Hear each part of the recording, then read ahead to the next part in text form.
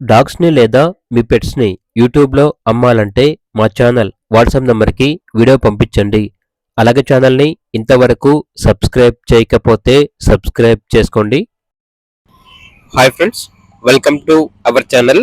ఈరోజు మీకోసం pocket size American bully dog అనేది తీసుకురావడం జరిగింది.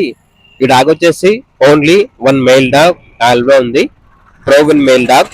డాగ్ యొక్క ఏజ్ వచ్చేసి 2 years.